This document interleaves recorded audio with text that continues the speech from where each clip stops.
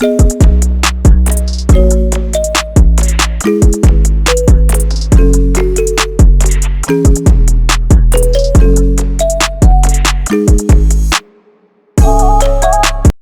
again, fellow other people on YouTube. What's going on? It's Maggie here at Glennie Geckos. Here doing another YouTube video today. I know I've been kind of like AWOL for several months. Long story. But we're not going to get into that. But I'm back, and I'm planning on trying to make more regular content for everybody on here. So if you've been wondering where I've been at, it's okay, everything's fine. We're still going along with our plans. Just had some bumps on my road, but I'm here again and I'm ready for a video today. So in today's video, I would like to talk a little bit about how we pair our geckos. So it's just going to be a quick one today, but I thought maybe someone out there might be interested to know like how I personally do it. There are several ways to do it. This is just how I particularly do it for my own comfort level. So I do a 1-to-1 ratio. So I always have a male with one female. Others do more than that. Like I've heard like they have a 1-to-4, so they have 1 male to 4 females, and that works for them. But for me personally, I prefer to have just 1-to-1. One, primarily just so it's easier to take care of my females and even my males. Make sure that they both have everything that they need and they're not like going without food or without water, or they're not having issues fighting with each other. And it's just easier for me to keep track of those things. Also, it helps me keep track of lineage, because that's one of my like most important things.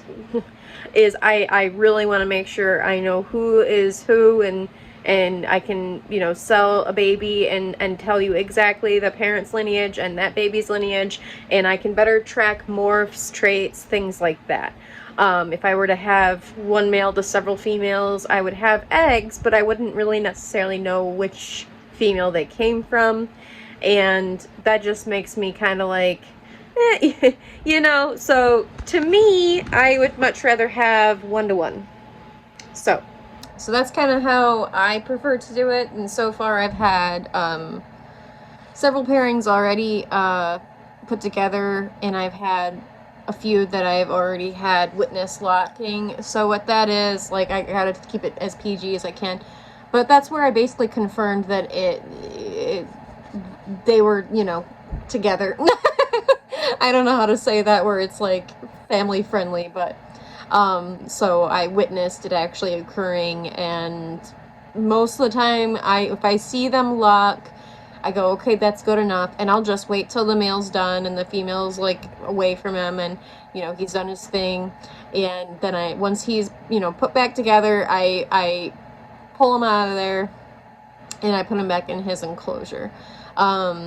And then I normally give my males some time to kind of like recoup. They don't need as much time as females because they're not like using any of their calcium stores. It's basically just giving them a little bit of time to eat a little bit of food, get some water, because a lot of times when they're paired with their female, that's all they're really thinking about. They really aren't thinking too much about eating or sleeping or anything like that. They're just more interested in being with a female. So I give my males about a week of rest time and recoup time, and then if there's another female that I need to pair them to, that's when I switch them over to the other female.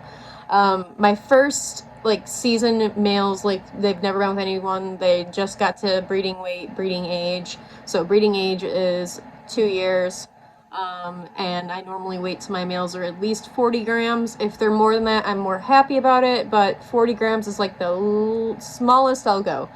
But my first timers, I don't normally pair them with more than 2 females because I don't want to overwhelm them. I normally like to wait till the following year, and then that's when I pair them with more females, so then I can add like 3 or 4. I don't think I would do more than that because I think it would just be too much stress on them. Like I said, when it's breeding season, males normally have like a one-track mind. They're not really concerned about making sure that they have eaten, so I like to try to just keep it very easy for them and less stressful for them. And then my females will normally be paired I'd like to start February is like where I feel most comfortable because they're still lazy. They're, you know, it's the cooler season, so they're not as active, so then there's less chance for them to be aggressive. There's less chances for them to, you know, fight with each other. So I normally pair them in February, and then March, April is when I start seeing eggs laid. I have not had any eggs laid currently from this season. I still have a few eggs left over from last season that I'm waiting for them to hatch. But I expect to start having some eggs pretty soon here. I have a couple female leopard geckos that I paired together this season. This is my first season with them, so I'm very, very new and I'm still learning a lot, but I'm trying really hard to make sure that I'm paying attention to their genetics specifically more than like anything else, because you know, there's lots of things that they shouldn't be paired to for health reasons and stuff like that. So I like to try to do a lot of research with those before I just pair them together. And with those ones, it's slightly different than the cresteds and the gargoyles. They have to actually ovulate, and I can show you at a different time what that means. But so far, I've only had 2 females ovulate for me, and so I put the males in there and got a confirmed lock on both. And so now we're just waiting on eggs for those as well. So this is kind of exciting for me. You know, I'm used to having the gargoyles and the cresteds, but I've never had leopard gecko babies, so it's pretty neat. Things here are moving fast. They're just things are like expanding more than I ever expected them to, and I'm pretty excited. There's a few confirmed locks that I got from my cresteds that I'm like super duper excited for. One of them is one of my female lily whites. She was paired to Brinks, which is owned by Luminous Reptiles, Rebecca and Eli, and they got him from Flawless Crested Geckos several years ago. But he's beautiful, he really is, and I got a confirmed lock from those two. So I'm really excited to possibly get some lily white babies. That would be insane for me. And then other ones have been like Dalmatian pairings, things like that. I still haven't gotten a confirmed lock yet for my latte and obscenity pairing, but I'm hoping that they did the thing. I left him in there for 3 weeks. That's normally how long I leave them together for. And then if nothing happens, I just throw them in there together again and try again later. I know some people like to leave their geckos together all season long. I don't feel personally comfortable with that after what happened with Trogdor. I don't want another situation where my male is overstimulated and, you know, has to have surgery. That was just a horrible thing, and I you know, he was like one of my favorite geckos. I had a lot of plans for Trogdor, and that just leaving him in there for more than 3 weeks is what did it for me. So I won't go through that again. So I try to keep it very monitored and structured, and I have everything like written down in a calendar, which I can show that to you as well. Because of my ADHD, I'm like super scatterbrained a lot of the time, so it's really hard for me to keep track. So I have a few things that really help me stay on top of the schedule and the routine of things, and I can remember when they've been paired, when they've been taken out, if they've locked, if they haven't locked, if they like each other, if they don't like each other. I just keep all of it logged. So if you were thinking about ever getting into breeding, that is something that I would probably highly recommend, is document. Document who you paired, how the eggs turned out, how, you know, the traits of the parents, the traits of the parents, and just keep all of it logged somewhere so you can reference it. A lot of people that are purchasing and are serious breeders want that information most of the time.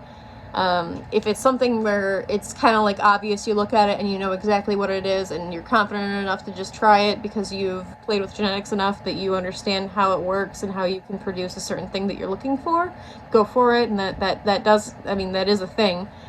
But for the most part, I think documentation is key.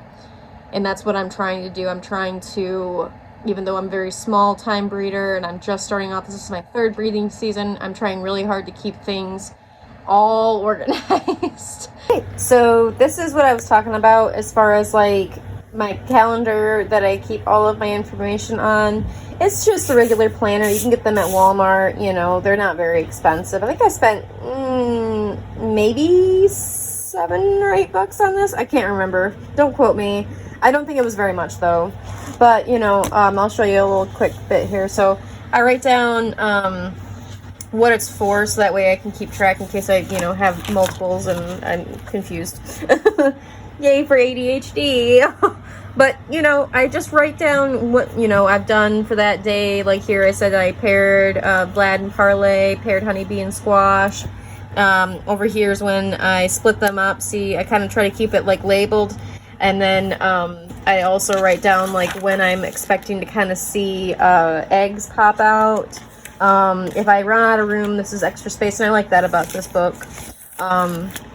Here's my breeding list. It looks probably pretty scrappy, but hey, you know, it helps me out. It helps me keep myself on track. And so just yesterday I paired these guys together. I was going to pair Odetta with JoJo, decided not to do that. But so that's how I keep everything in track. It's that. And then also this. This is my leopard gecko feeding calendar. So here I have like their weights. I have to weigh them again. It's been a minute since I've weighed them.